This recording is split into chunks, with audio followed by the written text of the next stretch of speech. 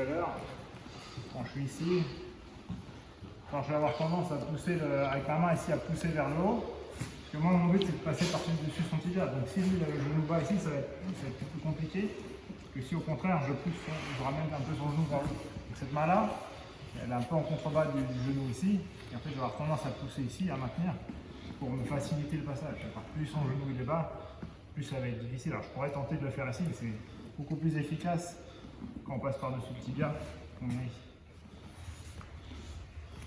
Quand on est sur ce type de passage, on peut arriver aussi dans cette position. Et lui, il a le underhook ici. Donc là, on avait déjà vu un peu ce type de position. Déjà, il y a un concept général, c'est que dès que lui se retrouve ici, il faut que j'essaye d'être bas ici en arrière, de ne pas lui laisser me remonter ici. Et ce que je vais faire, c'est que ce genou-là, du coup, je vais essayer de le remettre toujours face à lui. Parce que là, il commence à être sur le côté, et s'il travaille, il va pouvoir passer dans mon dos au fur et à mesure. Donc quand je suis ici, je vais toujours essayer de remettre mon genou face à lui, pour le mettre sur le dos. Si je suis ici, plus je vais être là, plus il va pouvoir travailler, plus il va pouvoir monter dans mon dos. Ce qu'on peut faire quand on est ici aussi comme solution, donc qui n'en est pas totalement une, c'est de mettre mon bras ici en wizard, venir enrouler son bras. Le problème quand je fais ça ici, c'est que j'ai plus d'appui si je me renverse de l'autre côté. J'ai plus l'appui que j'aurais pu avoir ici. Donc quand je viens enrouler son bras ici, le danger c'est que lui par exemple il me renverse par là. Là j'ai plus d'appui avec ma main pour moi. Donc c'est une possibilité, mais il faut être conscient quand on est là, ici, et quand on vient ici, il faut faire attention à ne pas se faire renverser par là-bas, sinon on n'a plus d'appui. D'accord. Parce que là ici je peux venir ici, je peux attraper sa veste, etc. Et là à ce moment-là, on attrape sa manche. Toujours je vais essayer d'avoir mis le poids en arrière, ici, et de le remettre un peu sur le dos, pour essayer de sortir de cette gêne qu'il met ici. Quand il est ici, donc toujours en arrière, je vais essayer d'être bas, toujours essayer de remettre mon genou face à lui pour le mettre sur le dos.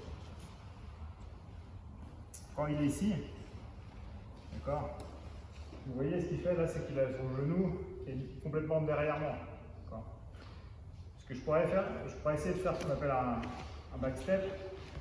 Le problème c'est que si j'y vais directement ici, si je suis là et que je fais un backstep ici, le fait qu'il ait son genou derrière moi ici, il va pouvoir ouvrir, s'il ouvre en bas, il va pouvoir me prendre le dos. Si je veux faire quelques mouvements, il faut que je vienne m'asseoir sur sa cuisse ici.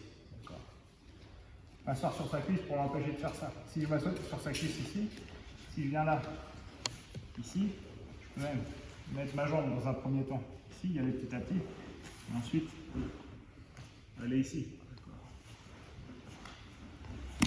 C'est vraiment différent si je suis là, et si j'essaye de faire mon backstep, il essaye de m'attraper le dos. Quand je peux reculer et me prendre le dos, je ne suis pas dans une autre position. Je suis là. Lui, il travaille. Quand il sa jambe, je vais essayer de venir m'asseoir sur sa jambe.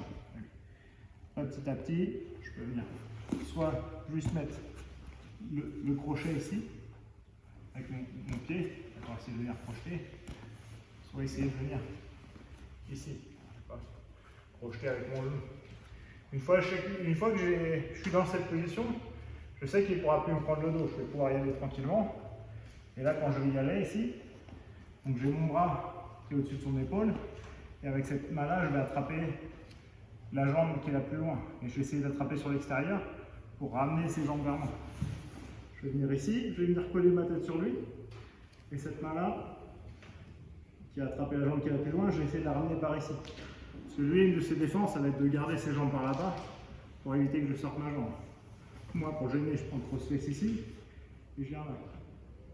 Une fois que je suis ici, essayer de ramener donc ses jambes vers moi et je vais reculer mes jambes le plus possible jusqu'à mettre mon genou devant. Et là je vais venir pousser avec mon pied, pour essayer de sortir ma jambe et passer la garde. Donc je suis ici. La première chose, c'est que je vais essayer de venir m'asseoir sur sa jambe.